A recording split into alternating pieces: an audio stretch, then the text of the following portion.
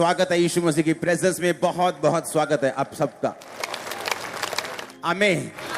अपने पड़ोसी को बोलो ध्यान से सुन। देखो अपने पड़ोसी को अलर्ट है कि नहीं, देखो अलर्ट है। हाँ, कई पड़ोसियों को तो पसीना आया नाच नाच के। जब आप वर्शिप करते हैं नाच के, आपकी स्पिरिट ओपन हो जाती है परमेश्वर के लिए। 12 साल की लहू बहने वाली औरत बोली कि मैं उसको छू लूंगी और चंगी हो जाऊंगी, और बाइबल कहती है उसने छुआ और चंगी हो गई। और यीशु मसीह ने कहा किसी ने मुझे क्या किया? किसी ने मुझे क्या किया? चले बोलते प्रभु सब तेरे को छू रहे हैं। यीशु मसीह ने कहा नहीं, किसी ने बाय फेथ मुझे छुआ है।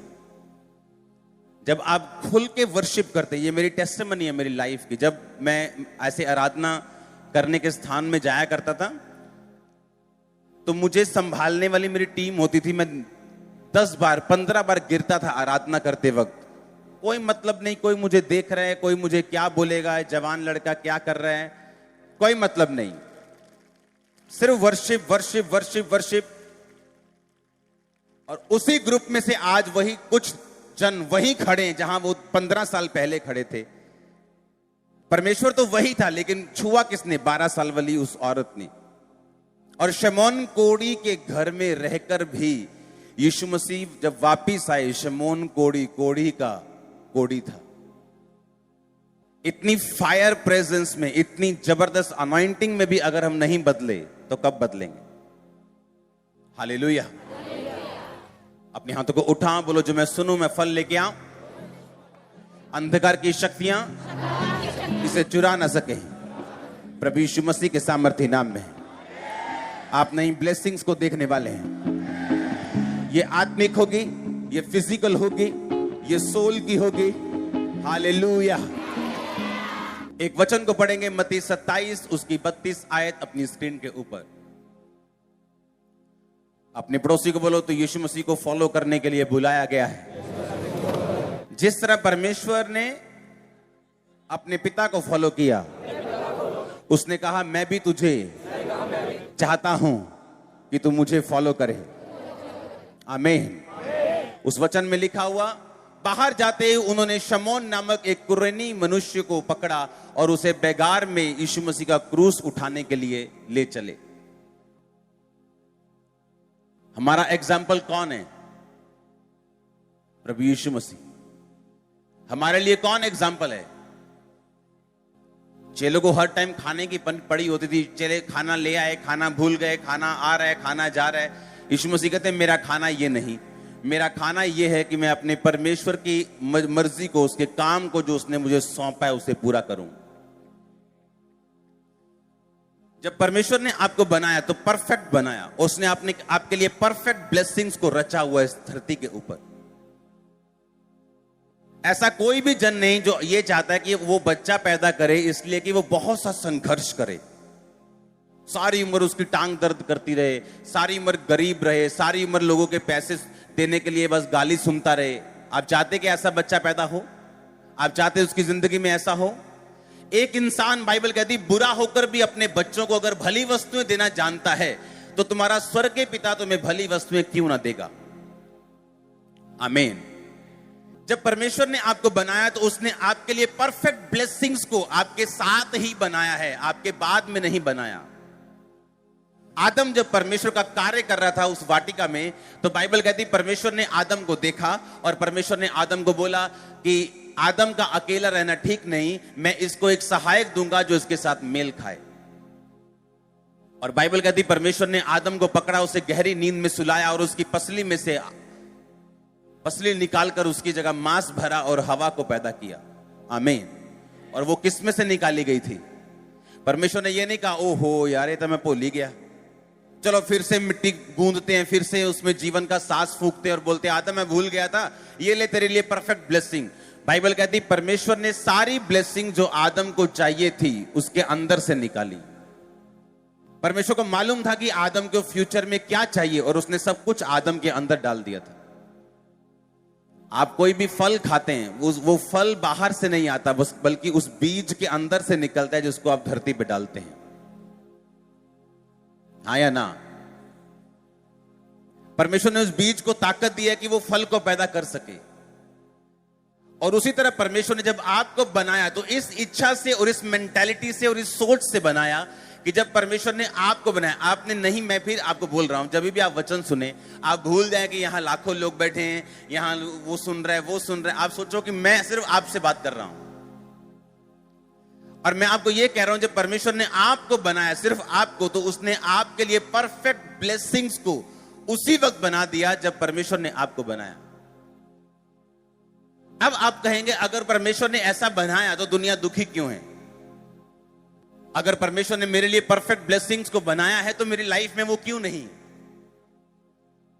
जिस तरह एक पेड़ को फल पैदा करने में टाइम लगता है, उसी तरह अगर आप चाहते हैं कि परमेश्वर की परफेक्ट ब्लेसिंग्स जो परमेश्वर ने आपके लिए रखी हैं आपकी लाइफ में आना शुरू हो, तो ये वचन जो मैं आज आपको दूंगा आपको फॉलो करना होगा।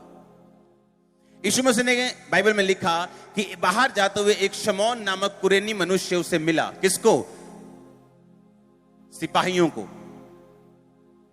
और बाइबल कहती है सिपाहियों ने उसे पकड़ा, बेकार में पकड़ा उसे और कहा कि यीशु मसीह का क्रूस उठा और यहां से यीशु मसीह के साथ साथ चल।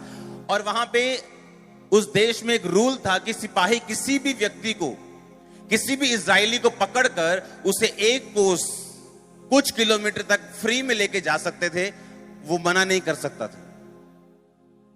समझ आ रही कि नहीं?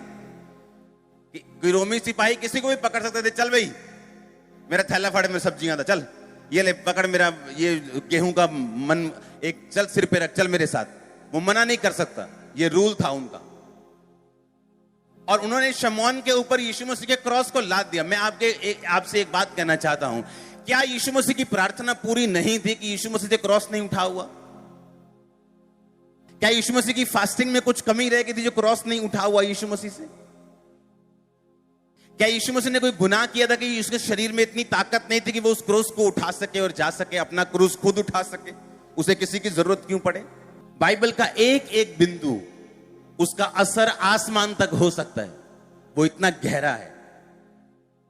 परमेश्वर ने आपको भी बोला कि यदि तू मेरा चेला बनना चाहता है तो प्रतिदिन क्या करेगा? तू अपना हर संडे थर्सडे, हाँ कहता है एवरी डे, रोज तू अपना क्रूस उठाएगा और मेरे पीछे चलेगा, अपने आप का इनकार करेगा अगर तू मेरा चेला होना चाहता है तो। चेला होने का मतलब सिर्फ सताव लेना या दुखी होना या पाप से आजाद होने का मतलब सिर्फ चेला होना नहीं है। चेले होने का यह भी मतलब है कि दुनियावी और आत्मिक दोनों आशीषों में भरपूर और संपन्न और दूसरों को ब्लेस करने वाला। चेला होने का मतलब यह भी है। दो पहलू हैं इसके। जब वाइस मैन ने यीशु मसीह को बच्चे को भेंट चढ़ाई थी तो सोना, लोबान और गंधरस की भेंट चढ़ाई थी।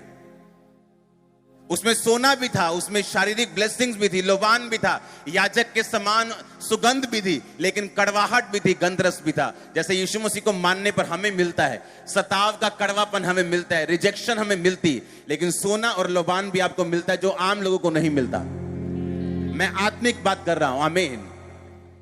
अब हमें यह समझना है कि यीशु मसीह में क्या ऐसा कुछ रह गया जो यीशु मसीह अपना क्रूस उठा नहीं सके और उसको शमौन का सहारा लेना पड़ा। और बाइबल कहती है उन्होंने शमौन को, उन्होंने देखा कि यीशु मसीह क्रूस उठाने में भी सामर्थ्य नहीं है, ये उठाकर नहीं चल पाएगा। और ऐसी सजा आज तक किसी को नहीं दी गई थी। अगर कोड़े मारे गए थे तो क्रूस नहीं दिया जाता था, क्रूस दिया जाता था इतना कोड़े मार मार के नहीं लेके आते थे। बाकी भी तो दो डाकू थे, उनको क्रूस पे लटकाया गया लेकिन कोड़े नहीं मारे गए। लेकिन यीशु मसीह को इतना सताया गया कि अब उन्होंने देख लिया कि ये क्रूस उठाकर नहीं चल सकता। और रास्ते में शमौन कुरेनी आ रहा था, ओए इधर चल क्रूस उठा चल, और वो मना करेगा तो लॉ के अगेंस्ट है। उसने क्रूस उठाया और वो चल पड़ा। क्यों उसने क्रूस उठाया और क्यों परमेश्वर ने ऐसा अलाउ किया? यहोवा पिता ने क्यों अलाउ किया और जीसस क्राइस्ट ने क्यों अलाउ किया कि वो उसका क्रूस उठाए? आप जब अपने क्रूस को उठा के चलेंगे अपनी लाइफ में, इसीलिए मैं आपको बोलता हूं अगर आपका आज का वर्ड समझ आ गया आपकी लाइफ ब्लेस है। जब आप अपनी लाइफ में क्रूस उठा के अपना चलेंगे तो ऐसा समय आएगा कि आपको डिवाइन हेल्पर्स की जरूरत पड़ेगी।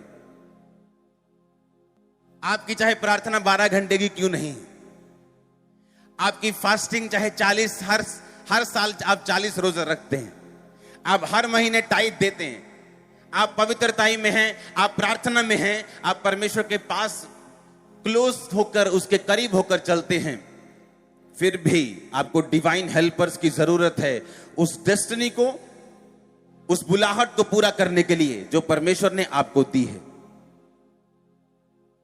जब आप अपनी बुलाहट को पूरा कर लेंगे, जिस तरह यीशु मसीह ने अपनी बुलाहट को पूरा किया, क्रूज से अगर नहीं उठाया गया तो कोई और उठा के लास्ट तक क्रूज पे चढ़ाए गए, मारे गए, गाड़े गए, तीसरे दिन मुर्दों में से जी उठे, स्वर्ग पहुंचे, पिता के दाहिने हाथ बैठे, आज हमें और मुझे आपको देख रहे हैं। बाइबल कहती, उसने कहा कि जैसे पिता ने मुझे महिमा दी, मैं तुम्हें महिमा दूंगा। अब जीसस क्राइस्ट जिसको आज दुनिया की तीसरी आबादी, हर दुनिया का तीसरा इंसान यीशु मसीह को मानता है, आज इसलिए मानता है कि वो अपनी असाइनमेंट को, अपने होमवर्क को, अपनी डेस्टिनी को, अपनी बुलाहट को वो पूरा कर सके। जब आप अपनी बुलाहट को पूरा करते हैं तो आप अपने आसपास, जब अपने परिवार को, अपने फाइनेंस को, अपनी लाइफ को देखेंगे, एक भी चीज कमी नहीं होगी और परमेश्वर आपको बहुतायत से ब्लेस, आपको मालूम होगा कि उसने आपको बहुतायत से ब्लेस किया है और आप एक संपूर्ण आदमी, संपूर्ण औरत हैं। लेकिन उस डेस्टिनी को पूरा करने के लिए आपको डिवाइन हेल्पर्स की जरूरत पड़ेगी। इसीलिए प्रभु यीशु मसीह ने शमौन कुरेनी को यह अलाउ किया कि ये उसने खुद आज्ञा दी कि वो उसका क्रूस उठा सके, ताकि आपकी लाइफ में, आपको मालूम हो कि आपकी लाइफ में भी ऐसा समय आएगा जब आपकी लाइफ में डिवाइन हेल्पर्स एंटर करेंगे। अगर हम दाऊद की जिंदगी को देखें, दाऊद की जिंदगी में पहला शमूएल 30 उसकी 8 से 17, दूसरा शमूएल 17 उसकी 5 से 7, पहला शमूएल 18 उसकी 3 आयत। अगर हम तीनों इंसिडेंट्स में देखें, जो हम एक एक करके अभी पढ़ेंगे, तो आपको यह मालूम होगा कि दाऊद की जिंदगी में जब वो परमेश्वर की उस असाइनमेंट को, उस बुलाहट को पूरा कर रहा था, तो परमेश्वर ने अलग अलग समय के ऊपर उसको ईश्वरीय मददगार दिए हैं, जिन्होंने दाऊद को अपनी बुलाहट को पूरा करने में साथ दिया है। मैं आपको पता क्यों कह रहा हूं, पता है मैं क्यों बोल रहा हूं आपको हेल्पर्स चाहिए। इस वचन को पढ़ेंगे सबसे पहले, पहला शमूएल 18 उसकी 3 आयत सबसे पहले पढ़ेंगे। तब योनातान ने दाऊद से वाचा बांधी, क्योंकि वह उसको अपने प्राण के समान प्यार करता था। अपने हाथों को उठाओ, परमेश्वर को बोलो, परमेश्वर मेरी जिंदगी में डिवाइन हेल्पर्स को रिलीज कर, ईश्वरीय मददगारों को भेज, मैं अपनी असाइनमेंट, अपने होमवर्क को पूरा कर सकूं और आशीषित हो सकूं, प्रभु यीशु मसीह के नाम में। आप जानते हैं, आप में से एक भी जन ऐसा नहीं है जिसके लिए होमवर्क नहीं है। पता है कि नहीं? पता है कि नहीं? हर बंदे को होमवर्क मिला है स्वर्ग से, और जब वो होमवर्क आप पूरा करते हैं, आपकी लाइफ की सारी ब्लेसिंग्स जो आपके लिए बनी हैं आपके अंदर से निकलना शुरू होती हैं।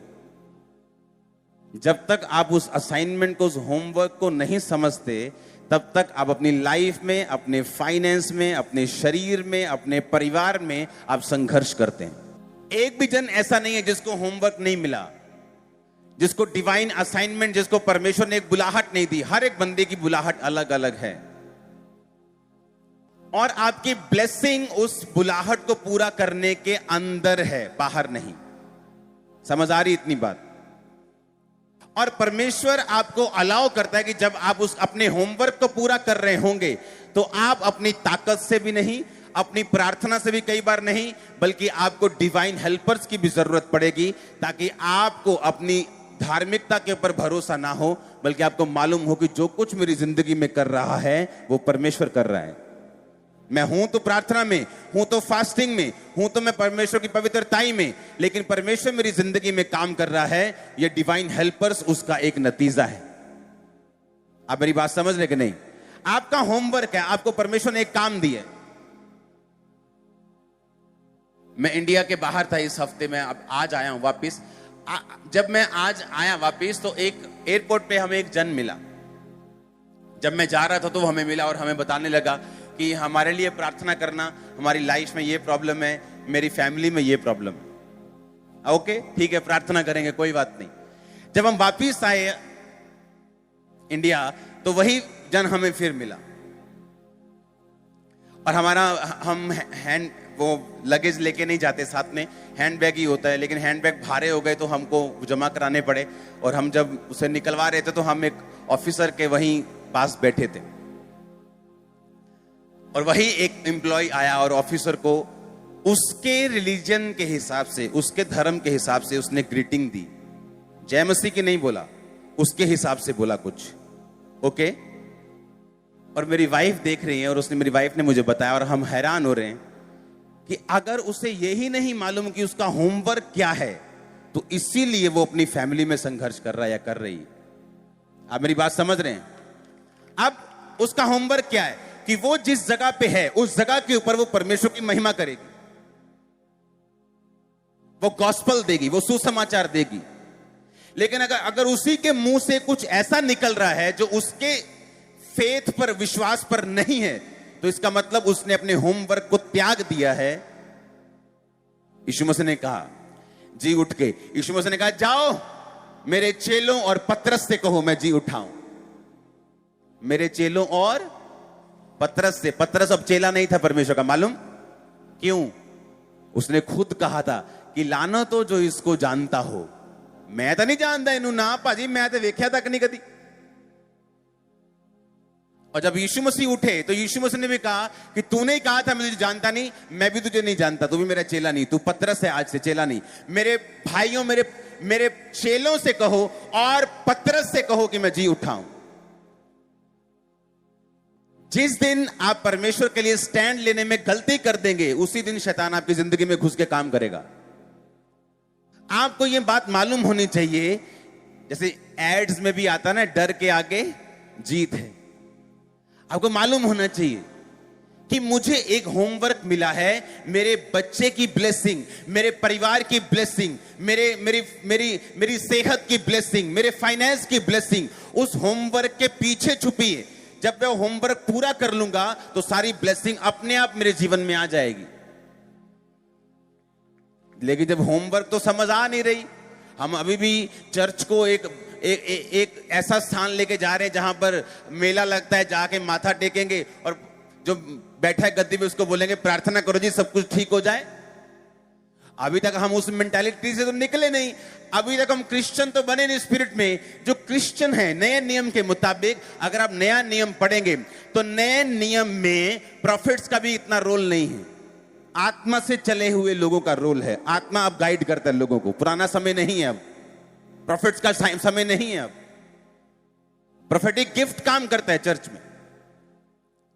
लेकिन अब बाइबल कहती है तुम आत्मा की अगुवाई के साथ चलोगे, ना कि भविष्यवाणी जो तुम्हारे जीवन पे एक हुई उसके अनुसार कि यहोवा यों कहता है, यहोवा यों कहता है। अब वो नहीं टाइम। अब रोज तुम्हें अपना क्रूस उठाना है, रोज अपनी असाइनमेंट को, अपने होमवर्क को समझना है कि जहां मैं हूं मेरा एक होमवर्क है, जहां मैं काम करता हूं, जहां मैं जॉब करता हूं, जहां मैं बिजनेस करता हूं, जहां मैं पढ़ने जाता हूं, जहां मैं पढ़ने जाती हूं, जहां मैं काम करने जाता हूं, वहां एक होमवर्क है। चाहे वो आपका बॉस हो, आपको डर लगता हो, आप अपने होमवर्क से मुड़ नहीं सकते क्योंकि आपको अपने हेवनली बॉस को भी जवाब देना है। अगर उस बॉस ने ब्लेसिंग रोक दी तो चल जाएगा थोड़े दिन संघर्ष, अगर उस बॉस ने ब्लेसिंग रोक दी तो फिर कुछ नहीं हो पाएगा। अगर होमवर्क नहीं समझे तो क्या होगा फिर? हालेलुया।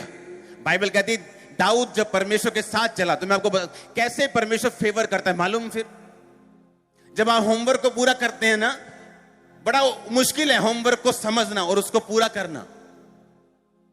लड़कियां आके गवाही देती कि जिस मॉल में मैं काम करती थी वहां एक लड़के ने मुझे ऑफर दी मेरे साथ फ्रेंडशिप कर लो। मैंने बोला कि मैं तो पहले से ही जीसस के साथ मेरी फ्रेंडशिप है, मैं तो पहले ही प्रभु की हूं, हम फ्रेंडशिप नहीं करते, हम परमेश्वर के हूं। वो क्या होता है? चर्च में आए, वो बंदा भी बच गया, वो बहन बना ली उसने, वो भी बच गई, वो पहले से बची हुई थी। ये होमवर्क है। लेकिन उसके साथ फ्रेंडशिप को कबूल करना और पाप में गिरना अपने होमवर्क का इनकार करने वाली बात है। और फिर जब होमवर्क आप मना कर देंगे, आप अपनी भुलाहट को मना कर देंगे, फिर आप जीसस के सामने हाथ फैलाकर नहीं बोल सकते मुझे ब्लेस कर, क्योंकि ब्लेसिंग आपके अंदर से निकलनी है। वो अंदर से तभी निकलेगी जब आप परमेश्वर के सामने समर्पित होंगे। तो आप मेरी बात समझ रहे कि नहीं? क्यों आज विश्वासी संघर्ष कर रहे हैं? क्यों वो स्ट्रगल कर रहे हैं? वो स्ट्रगल इसी बात में लगा रहते, पाप कर लिया, पाप छोड़ दिया। पास्टर्स भी ऐसे ही हैं। कलीसिया में ही किसी से पाप कर लिया, पाप छोड़ दिया, प्रभु ने मुझसे कहा है, फलाने ने मुझसे ऐसा बोल दिया। क्या कंफ्यूजन पैदा की हुई इन लोगों ने। यीशु मसीह ने सीधी बात बोली, अगर तू मेरे कामों को देखना चाहता है तो बिना पवित्रता ही कोई कदापि प्रभु को नहीं देख सकता। बिना पवित्रता ही कोई नहीं देख सकता, जितने मर्जी बहाने लगा लो। हालेलुया। अब अगर मुझे यह मालूम हो गया कि मेरी ब्लेसिंग मेरे होमवर्क के पीछे, अब हाउसवाइफ हैं आपके लिए भी होमवर्क है, आप जवान हैं आपके लिए भी है, आप बुजुर्ग हैं आपके लिए भी है। हालेलुया। आप बुजुर्ग हैं लेकिन अपने घर की लड़ाई का कारण बन गए हैं। आप तंग करना चाहते हैं अपने बच्चों को, पोतों को प्रॉपर्टी के मामले में, आप अपनी होमवर्क को पूरा नहीं कर रहे हैं। हर बंदा फंसा हुआ किसी ना किसी चक्कर में, और शैतान ने उसे फंसाया हुआ है कि मैं इसको फंसा के रखूंगा ताकि इसके अंदर से जो परमेश्वर ने इसको देना है वो ब्लॉक रहे हमेशा। ये घर में पाइप तो बड़ी अच्छी डाली है, पर प्लम्बर थोड़ा सा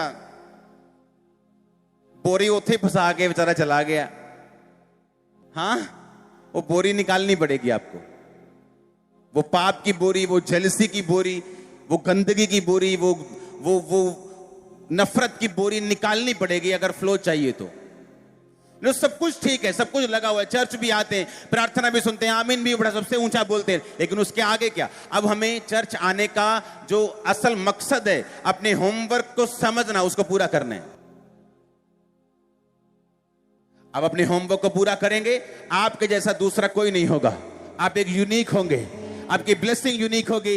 आपके जैसी ब्लेसिंग किसी के पास नहीं होगी, आपके जैसा मसा किसी के पास नहीं होगा, आपके जैसा अभिषेक, आपके जैसी ब्लेसिंग किसी के पास नहीं होगी।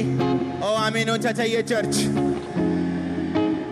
अब मुझे ये समझ आ गई कि मेरे पास एक होमवर्क है, और उस होमवर्क को पूरा करने के लिए परमेश्वर आपको ऐसे हेल्पर्स देगा जो आप डिजर्व नहीं करते होंगे, लेकिन आपके पास होंगे यीशु मसीह के नाम।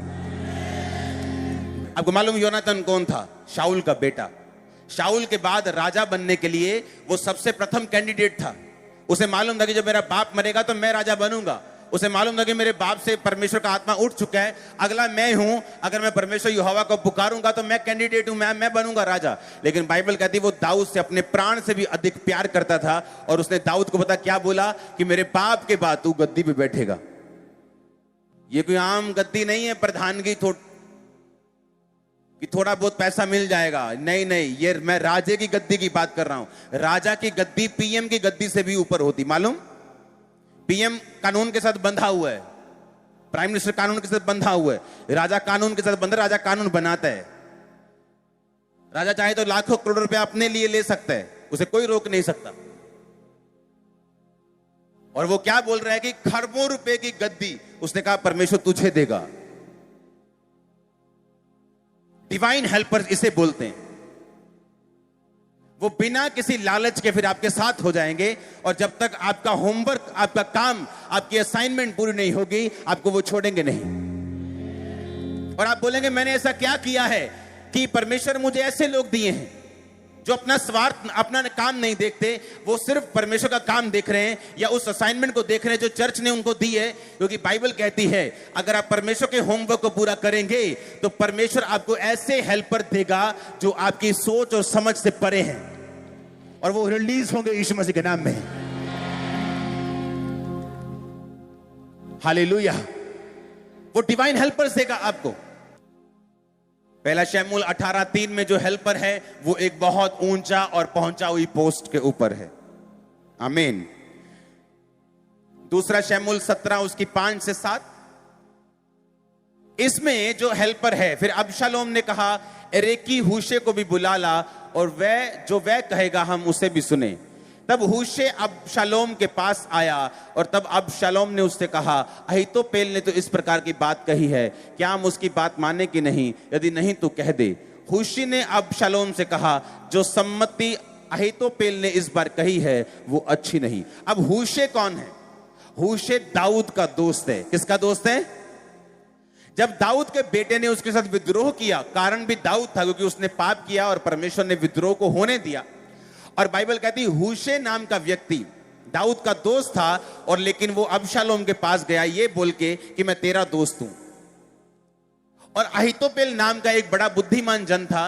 बाइबल कहती जो कोई वो सलाह देता था वो कभी सलाह जमीन पे गिरती नहीं थी। अगर उसने कह दिया ना कि ये वाला राजा ये बस 10 तारीख के करीब आएगा और इस दिशा से आएगा, उसी दिशा से वो आता था, उसी तारीख को वो आता था। इतना वो बुद्धिमान था और राजा के दरबार में उसकी वैल्यू एक बड़े ऑफिसर के समान थी, मंत्री से भी ऊपर उसकी वैल्यू थी। अगर उसने कह दिया ना कि इस साल में इस महीने अकाल पड़ेगा या ऐसी प्रॉब्लम आने वाली या दुनिया का माहौल ऐसा, हमें ये ऐसा करना पड़ेगा, वैसे ही होता था जैसा वो बोलता था। बाइबल कहती इस बार राजा ने हूशे की बात को सुना और अहीतोपेल जो कि महाबुद्धिमान था उसकी बात को नहीं सुना, और इस बात से निराश होकर अहीतोपेल ने सुसाइड कर ली थी। जबकि ये एक प्लॉट था, ये एक कॉन्स्पिरेंसी, ये एक साजिश थी जो परमेश्वर ने अलाउ की, क्योंकि परमेश्वर दाऊद के साथ था, अबशालोम के साथ नहीं। आमीन। अब ये एक डिवाइन हेल्पर था जो दाऊद की जिंदगी में था। अब दाऊद खुद अपने बेटे को जाके मना थोड़ी करेगा कि मैं यहां बैठा हूं, यहां मत आ। अब उसे एक हेल्पर चाहिए। आपको भी हेल्पर चाहिए। आप मेरी बात समझ रहे कि नहीं? तीसरी तरह के हेल्पर जो हमें मिलते हैं वो पहला शमूएल 30 उसकी 8 से 17 आयत में मिलते हैं। दाऊद ने यहोवा से पूछा क्या मैं इस दल का पीछा करूं तो उसको जा पकड़ूंगा। ये उस समय की बात है जब दाऊद सिकलग के राजे के साथ लड़ने के लिए गया और अपने बीवी बच्चों को पीछे छोड़ गया, और पीछे से लोग आए और उसके सारे बीवी बच्चों को उठा के लेके गए, सब लोगों के, और उसकी बस्ती को आग लगाकर फूंक गए। और सारे लोगों ने यह सोचा कि हम दाऊद को पत्थर मार मार के मार देंगे क्योंकि इसकी वजह से हमारे बीवी बच्चे को लोग उठा के ले गए। दाऊद इतना चिंता में पड़ा और बाइबल कहती है उसने परमेश्वर का वचन का स्मरण करके हियाव बांधा, और उसने तब भी प्रार्थना की परमेश्वर के सामने। वो दुखी नहीं हुआ। उसने ये नहीं कहा प्रभु मेरे साथ ऐसा कैसे हो गया, मैं तेरा जन हूं, मैं तो जा रहा हूं पीछा करने उनका, तू मेरे साथ है तो मेरे साथ चलना और सब कुछ छुड़ा के वापस लेके आना। दाऊद अभी भी जानता था कि मैं परमेश्वर की असाइनमेंट में हूं, मैं परमेश्वर के होमवर्क को पूरा कर रहा हूं, तो परमेश्वर के लिए मैं कुछ भी करने और सहने के लिए तैयार हूं। अगर ये परमेश्वर की मर्जी है तो भी मैं हां करने के लिए तैयार हूं। तो उसने क्या कहा? उसने कहा 8 आयत में कि परमेश्वर क्या मैं उनका पीछा करूं तो मैं उनको पकड़ लूंगा? तब उसने कहा, यानी यहोवा ने कहा पीछा कर, तू निश्चय उनको पकड़ेगा और निस्संदेह सब कुछ छुड़ा लाएगा। तब दाऊद अपने 600 साथी जनों को लेकर बसोर नामक नाले तक पहुंचा और वहां कुछ लोग छोड़े जाकर रह गए। दाऊद और 400 पुरुष समेत पीछा करने के लिए चला गया, परंतु 200 ऐसे थक गए थे जो बसोर नाले के पार न जा सके, वहीं रहे। उनको एक मिस्री पुरुष मैदान में मिला, उन्होंने उसे दाऊद के पास ले जाकर रोटी दी और उसने उसे खाया और तब उसने उसे पानी पिलाया। फिर उन्होंने उसको अंजीर की टिक्किया का एक टुकड़ा और 2 गुच्छे किशमिश दिए, और जब उसने खाया तब उसके जी में जी आया और उसने 3 दिन और 3 रात से ना तो रोटी खाई थी ना पानी पिया था। दाऊद ने उससे पूछा तू किसका जन है, कहां का है? उसने कहा मैं तो मिस्री जवान और अमालेकी मनुष्य का दास हूं। 3 दिन हुए मैं बीमार पड़ा रहा और तेरा स्वामी और मेरा स्वामी मुझे छोड़ गया। हम लोगों ने करेतियों की दक्षिण दिशा में यहूदा के देश में और कालेब के दक्षिण दिशा में चढ़ाई की और सिकलग को आग लगाकर फूंक दिया था। दाऊद ने उससे पूछा क्या तुम मुझे उस दल के पास पहुंचा देगा? उसने कहा मुझसे परमेश्वर की सौगंध खा कि तुम मुझे ना तो मारेगा ना मेरे स्वामी के हाथ में वापिस करेगा, तब मैं तुझे उस दल के पास पहुंचा दूंगा। तब उन्होंने उसे पहुंचाया। तब देखने में आया कि वो सब भूमि पर छिटके हुए, यानी वो सब मौज मस्ती कर रहे थे और खाते पीते और बड़ी लूट के कारण जो फलिश्तियों के देश और यहूदा के देश से लाए थे वो नाच रहे थे। इसलिए दाऊद उन्हें रात के पहले पहर से लेकर दूसरे दिन की शाम तक मारता रहा, यहां तक कि 400 जवानों को छोड़ जो ऊंटों पर चढ़कर भाग गए, उनमें से एक भी मनुष्य ना बचा। हालेलुया। इसमें दाऊद का माइंडसेट क्या बताता है कि उसे मालूम है वो यहोवा की महिमा करने के लिए चुना गया है। परमेश्वर ने उसे खास काम दिया है, अपनी प्रजा को उसको दिया है, और उसे मालूम था कि एक दिन वो राजा की कुर्सी उसके पास होगी। ये परमेश्वर की मर्जी है, लेकिन उस मर्जी को पूरा होने के लिए, उस ब्लेसिंग को पहले मेरी जिंदगी में आने के लिए मुझे काम करना होगा और यहोवा की असाइनमेंट को क्या करना होगा? पूरा करना होगा। परमेश्वर की असाइनमेंट सिर्फ उसका प्रचार करना ही नहीं है, बल्कि उसके साथ वफादारी के साथ अपनी रोज की जिंदगी को बिताना भी है। आमीन। अगर आज के विश्वासी की जिंदगी में ऐसी घटना हो जाए जब उसका परिवार, उसका बिजनेस एक ही दिन में फूट जाए, तो क्या वो अभी भी बोलेगा कि परमेश्वर क्या मैं उस दल का पीछा करूं? यानी वो ना सुनने के लिए भी तैयार था। आमीन। वो ना सुनने के लिए भी तैयार था। उसने मन बना लिया कि परमेश्वर बोलेगा नहीं, एक नई शुरुआत कर, तो वो करने के लिए तैयार था। इसलिए उसने प्रभु से क्वेश्चन किया कि परमेश्वर क्या मैं उनका पीछा करूं? तो क्या मैं उनको जा पकड़ूंगा? अपनी हेवनली असाइनमेंट को पूरा करने के लिए आपको ऐसा नेचर चाहिए, ऐसा फेथ चाहिए, ऐसा प्रेम चाहिए जो यीशु मसीह के अंदर पिता के लिए था और आपके अंदर परमेश्वर यीशु मसीह के लिए होना चाहिए। इसलिए मैं कह रहा हूं, सिर्फ प्रार्थनाओं, सिर्फ फास्टिंग और सिर्फ धार्मिकता की ये बात नहीं, ये प्रेम की बात है। उसने जो मुझसे प्रेम किया मैं उसको छुड़ाऊंगा। हम प्रार्थना में रहेंगे, फास्टिंग करेंगे, धार्मिकता में जीवन बिताएंगे, लेकिन उसके आगे भी एक लाइफ है। आमीन। उसने कहा प्रभु मैं क्या जा पकड़ूं? मैं कैसे पकड़ लूंगा?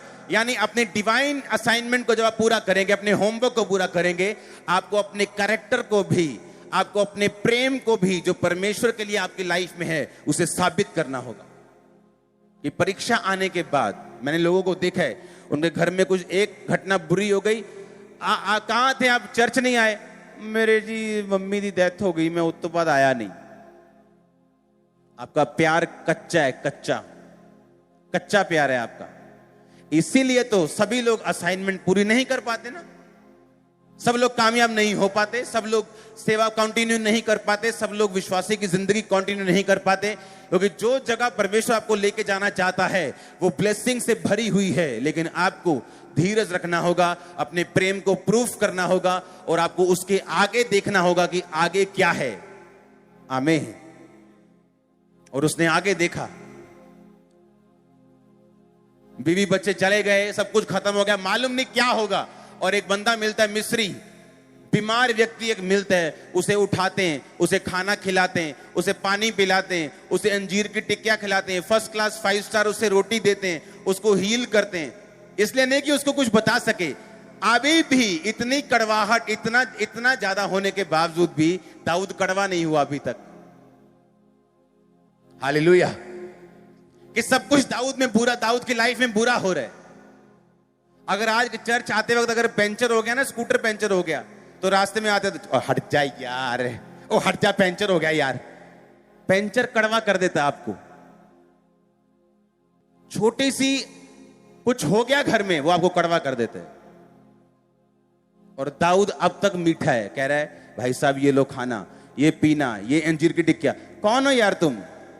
कहां से? यहां कहां? इस सुसान में कहां पड़े हो? बीमार कौन हो तुम? और उसने बताया कि मैं एक मिस्री हूं, मुझे वो लोग छोड़ गए। कौन लोग? ये लोग थे, इन्होंने सिकलग को फूंक दिया था, मैं उनके साथ था, मैं बीमार हुआ, मुझे छोड़ के चले गए। कैरेक्टर देखो आदमी का, पैसे की कोई कमी नहीं। नौकर बीमार हुआ, नौकर को छोड़ के चले गए, चलो और आ जाएगा, खत्म। और दाऊद देखो बिना लालच के उसको खिला रहा है, पिला रहा है और हील कर रहा है। इसका मतलब उसने अपने कैरेक्टर को मेंटेन करके रखा था, जो आपकी हेवनली असाइनमेंट को पूरा करने के लिए आपको चाहिए। आप मेरी बात समझ रहे कि नहीं? क्योंकि सारी गेम ही बोलते ना, सारी गेम ही असाइनमेंट के पीछे, सारा कुछ ही आपकी हेवनली असाइनमेंट के पीछे, सारी ब्लेसिंग, आपकी इज्जत, आपकी बरकत, वो सारी होमवर्क के पीछे है। और उसको पूरा करने के लिए आपको एक गुड और आपको एक अच्छा स्पिरिचुअल और अच्छा इंसान बनना पड़ेगा उसको पूरा करने के लिए। आप देखते दाऊद की लाइफ में हेल्पर्स आए। इमेजिन करो आप यहां से तरन तारन जा रहे हैं, मालूम नहीं आप कौन से, अब पहले कौन सा रोड्स या जीपीएस होते थे या गूगल भाई बोलता था कि भाई साहब इधर थोड़ा ट्रैफिक है, इधर से हो जाओ। कुछ नहीं था ऐसा, बस जा रहे हैं, 400 बंदे जा रहे हैं। देखो 400 बंदे वही गए हैं जहां वो एक बंदा बीमार बैठा है। इमेजिन करो। और इमेजिन करो, मैं तो बोलता हूं वो बुखार भी प्रभु ने चढ़ाया उसको, किसको बुखार चढ़े, इसका बेवकूफ मालिक इसे यहीं छोड़ जाए और ये दाऊद को मिले और फिर पकड़वा दे उनको सबको। मेरी बात समझ रहे कि नहीं? आप जब परमेश्वर में सही होते हैं ना, परमेश्वर ऐसे आइडियाज, ऐसे कनेक्शंस आपकी लाइफ में बनाता है, आप हैरान होंगे कि हो क्या रहा है आपकी लाइफ में। वो आपको इन्फ्लुएंस वाले लोग भी देगा, जिनका दुनिया में इन्फ्लुएंस है एक डिवाइन हेल्पर के रूप में। वो आपको छोटे लोग भी देगा जो आपकी हेल्प कर सकते हैं, ऐसी जो बड़े नहीं कर सकते। वो आपको हर तरह के लोग देगा, जो किसी पोजीशन पे बैठे हैं वो भी देगा, जो नीचे हैं वो भी देगा, जो बीच में वो भी देगा। आप हैरान होंगे और आप इस बात को बड़े ध्यान से रिकॉग्नाइज और पहचान लेंगे कि मेरी लाइफ में परमेश्वर का बड़ा हाथ है, क्योंकि परमेश्वर अपने हेल्पर्स को, अपने मददगारों को मेरी जिंदगी में भेज रहे हैं। लेकिन हमारा ध्यान मददगारों के ऊपर नहीं होना चाहिए।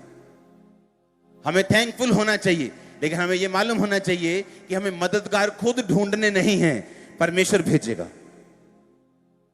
अब ये नहीं मददगार ढूंढते पैसे मांगने लग जाओगे, भाई साहब मेरे मददगार बन जाओ। उसने भीख मांगने के लिए आपको नहीं बुलाया। हालेलुया। अब मुझे मालूम, दाऊद को मालूम, देखो दाऊद की जिंदगी में योनाथन के जैसा एक राजे का बेटा, उससे अपने प्राण से अधिक प्यार करने वाला उसको हेल्पर मिला। एक मिस्री बंदा मिला, नौकर, बीमार नौकर। उसने कहा मैं पहुंचाता हूं तुमको, लेकिन मुझसे वायदा कर तो मेरे मालिक के हाथ में मुझे वापस नहीं करेगा और मेरी जान से तू मुझे मारेगा नहीं। उसने कहा ठीक है मैं वायदा करता हूं। पहले खिलाया, पहले पिलाया, बिना किसी कंडीशन के। और जब बात में से बात निकली तो कहता मैं उसी ग्रुप का हिस्सा हूं जिसने तेरी पत्नी और बच्चों को उठा लिया है। हालेलुया। कनेक्शन बनाएगा परमेश्वर आपके। वो छुपे रहेंगे, वो ढके रहेंगे, वो कभी आपकी लाइफ में नहीं आएंगे जब तक आप उस असाइनमेंट को पूरा करने के लिए अपने कैरेक्टर से, अपने प्रेम से, अपनी प्रार्थना से परमेश्वर को साबित नहीं कर देंगे कि आप अपने होमवर्क के लिए सीरियस हैं और आप उसको पूरा करना चाहते हैं। जो व्यक्ति पाप में है वो होमवर्क से बाहर है, वो होमवर्क को पूरा नहीं कर रहे, वो बहुत दूर हैं, बहुत दूर हैं। आप चर्च में आएंगे, प्रभु आपसे प्यार करेगा, माफ करेगा, लेकिन अभी तक आप एलिजिबल नहीं हैं कि आप उस रास्ते पे चल सकें जो आपके होमवर्क का रास्ता है। और वो एक ही है, वो टेढ़ा मेढ़ा नहीं है, कहीं और से होके नहीं जाता, वो एक ही रास्ता है, उसी को फॉलो करना है और वही ब्लेसिंग्स है। उसके मार्ग में उत्तम पदार्थ पाए जाते हैं, लेकिन उसका मार्ग तंग है और संकर है और थोड़े उसे पाते हैं। आप उन थोड़ों में होंगे, आपका परिवार उन थोड़ों में होगा। आमीन। ऊंचा चाहिए चर्च। तब आप हैरान होंगे कि परमेश्वर किस तरह लोगों को, जो कुछ मायने रखते हैं, उनको, ऐसे लोग जो आपकी लाइफ को इन्फ्लुएंस कर सकते हैं, ऐसे बड़े लोग जो आपकी लाइफ को ब्लेस कर सकते हैं, ऐसे लोग जो छोटे हैं लेकिन आपकी लाइफ में ऐसी बड़ी हेल्प कर सकते हैं, वो अलग अलग तरह के लोगों को आपकी लाइफ में भेजेगा। और आपको मालूम होगा कि ये सिर्फ मेरा ही काम नहीं, या मैं अपनी ताकत से नहीं चल सकता, मुझे भी यीशु मसीह की तरह परमेश्वर शिमोन भेजेगा जो इस क्रूस को उठा के साथ चलेगा। तो आपको मालूम होगा ना बल से ना शक्ति से, बल्कि उसकी आत्मा के द्वारा। आपको मालूम होगा कि मुझे जिस तरह आपको मेरी जरूरत है, मुझे आपकी जरूरत है। आप मेरी ताकत हैं, मैं आपकी ताकत हूं। आमीन। मैं अकेले में कुछ नहीं, आप अकेले में कुछ नहीं। आमीन। इसलिए परमेश्वर ने डिवाइन हेल्पर्स को अरेंज किया है ताकि वो हमारी लाइफ में आए। लेकिन वो किन की लाइफ में आएंगे? जो परमेश्वर के साथ एक मन है, जो मन बना चुका है उसे फॉलो करने का। कोई ठोकर जिसको हिला नहीं सकती, कोई नेगेटिविटी हिला नहीं सकती, कोई एक घटना, कोई दुर्घटना उस व्यक्ति के विश्वास को हिला नहीं सकती। जो सीधा चलना चाहता है, कहीं से भी शुरुआत करना चाहता है, उसे कोई मतलब नहीं उसकी लाइफ में पास्ट में क्या हुआ, जो आगे देखना चाहते हैं। आप अगर उनमें हैं, अगर आप अपनी असाइनमेंट को पूरा करने के लिए तैयार हैं, होमवर्क को पूरा करने के लिए तैयार हैं, आपको ऐसे लोग मिलेंगे, आपकी आईज ओपन कर देंगे, आपको ऐसे हेल्पर मिलेंगे। सिर्फ अमीर नहीं, सिर्फ गरीब नहीं, वो कोई भी हो सकता है। दाऊद की लाइफ में ऐसा हेल्पर जिसके पास रोटी तक नहीं, जो बीमार है, जो खुद अपनी हेल्प नहीं कर सकता, वो भी एक हेल्पर बन गया उसका। दाऊद ने इतने बंदों को मारा, अगले दिन कहता शाम तक वो मारता रहा, उनकी भी लूट वापस लेके आया, सब कुछ वापस लेके आया उस डिवाइन हेल्पर के कारण। एक छोटा सा हेल्पर जिसको उसने हेल्प की। अपने कैरेक्टर को नहीं छोड़ना।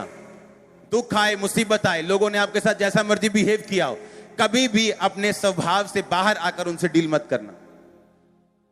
जलंधर में जब मीटिंग, आज से बहुत साल पहले एक मीटिंग रखी गई थी और वो कैंसिल कर दी थी उस एरिया के लड़कों ने इकट्ठे होके, तब बहुत कम क्रिश्चियंस होते थे, कैंसिल कर दिए, होने नहीं देंगे, होने नहीं देंगे, होने नहीं देंगे। और वह व्यक्ति एमएलए की पोस्ट के लिए खड़ा हुआ और उसने चर्च में मैसेज भेजा कि मैं मिलना चाहता हूं।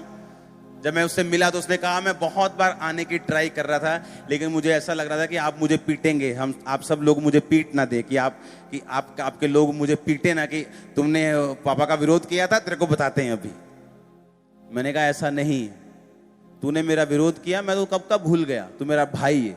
उसको बिठाया, उसके साथ चाय पी, उसको वचन दिया, उसको दिल से बताया कि डोंट वरी, हम तुम्हारे साथ हैं, हम तुम्हारे लिए प्रार्थना करेंगे, आमीन। तो वो व्यक्ति जब सुन के गया, आज वो जलंधर का एमएलए। तो हमें अपनी असाइनमेंट के कहां रहना है? अंदर। कहां रहना है? बोलो अपने पड़ोसी को, अपने होमवर्क को पूरा कर, बोलो आमीन।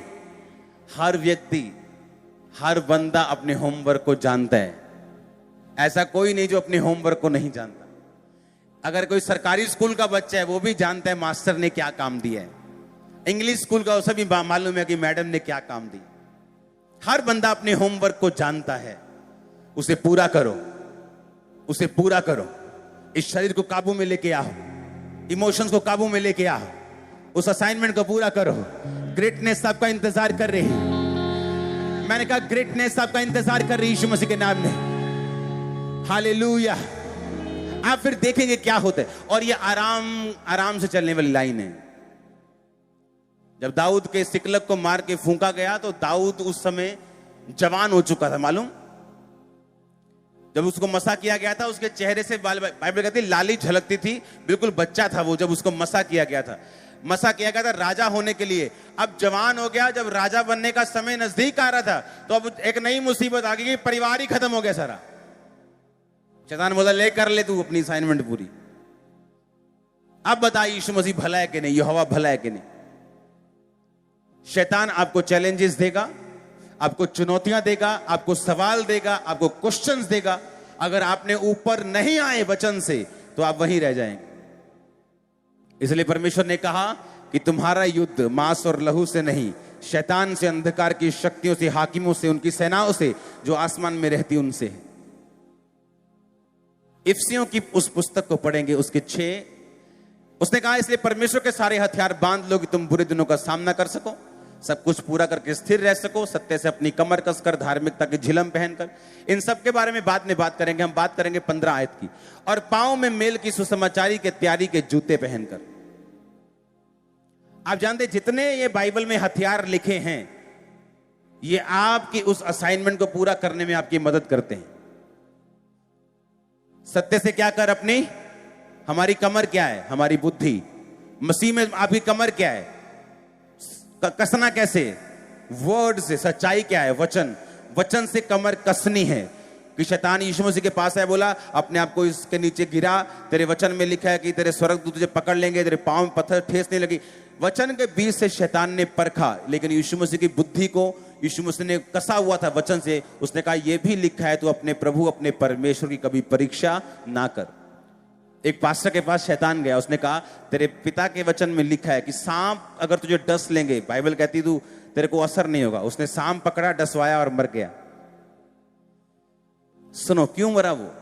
पौलुस के हाथ में जब सांप ने काटा तो वो सांप से गुल्ली डंडा नहीं खेल रहा था, वो अपना प्रभु का काम कर रहा था। और जब वो गड्ढा लकड़ी का निकालकर आग सेंकने लगा तो बीच में विष वाला सांप था, तेज जहर वाला सांप था। क्यों? क्योंकि जब उसने काटा तो सारे जो कॉलोनी के लोग थे, वो गांव के लोग थे, वो डर गए, क्योंकि उनको मालूम था कि ये सांप जो है जहरीला सांप है।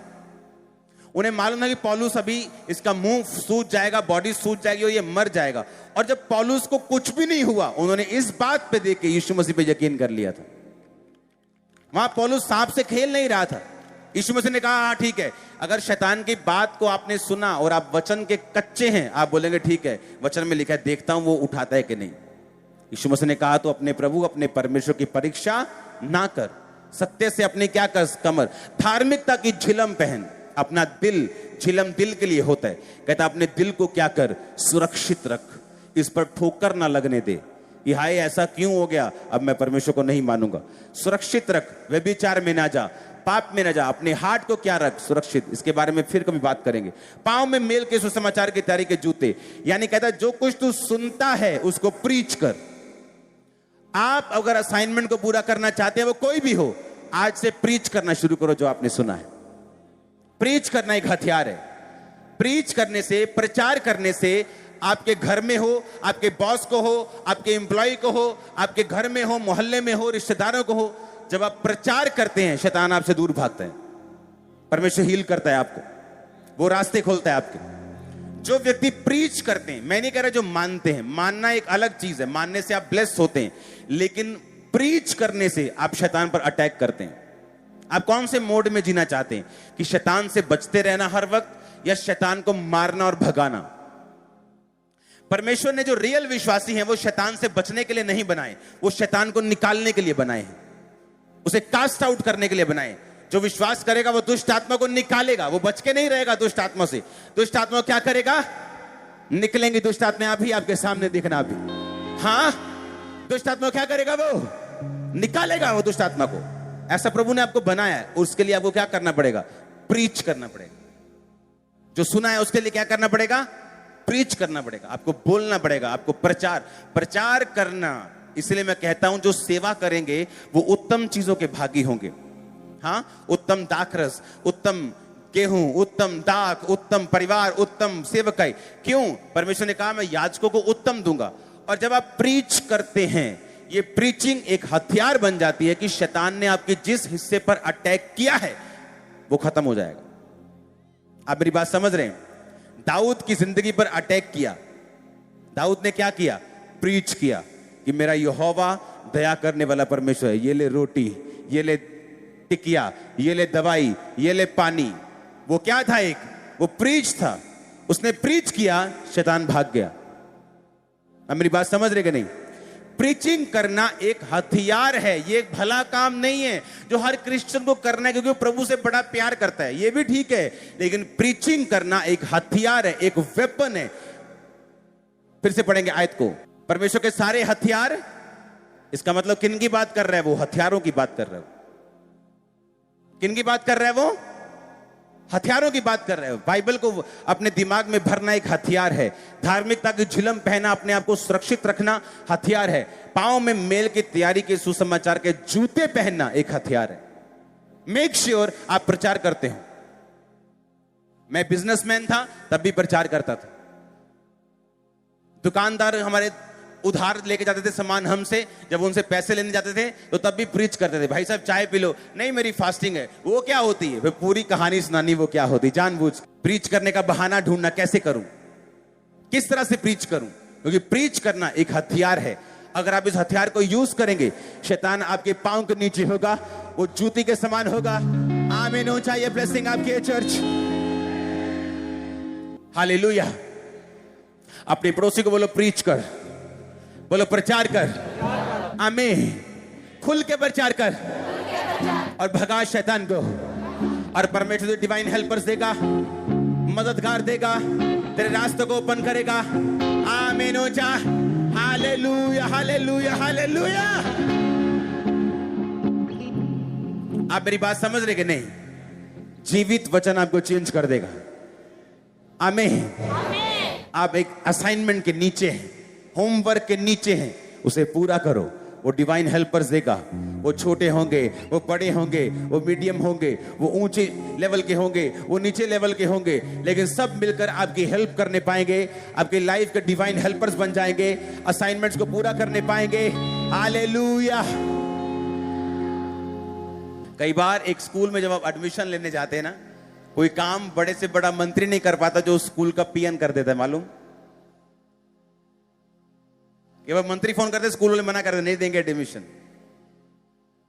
आपको नहीं मालूम कौन बड़ा या कौन छोटा। हालेलुया। आपको यह मालूम होना चाहिए कि परमेश्वर भेजेगा और वो पक्का भेजेगा। एक भी ऐसा नहीं जिसने होमवर्क पूरा किया हो और परमेश्वर ने से हेल्पर्स न दिए। एक भी ऐसा नहीं। सबके हिसाब से मिलेंगे, अलग अलग मिलेंगे, वंडरफुल मिलेंगे, ब्लेस्ड मिलेंगे। एक बात ध्यान रखना, हेल्पर्स उसी की लाइफ में आते हैं जो परमेश्वर की महिमा के लिए काम कर रहे हैं। बस दैट्स इट। जो प्रभु की असाइनमेंट को, होमवर्क को समझता है कि मेरा क्या है और मैंने उस हिसाब से चलना है। अपने हाथों को उठाओ, थैंक यू जीसस। उठाओ उठाओ अपने हाथों को, हिलाओ अपने हाथों को। परमेश्वर के वचनों को सुनने के लिए हमारे चैनल को सब्सक्राइब कीजिए और हमारी लेटेस्ट वीडियो सबसे पहले देखने के लिए बेल आइकन को प्रेस कीजिए।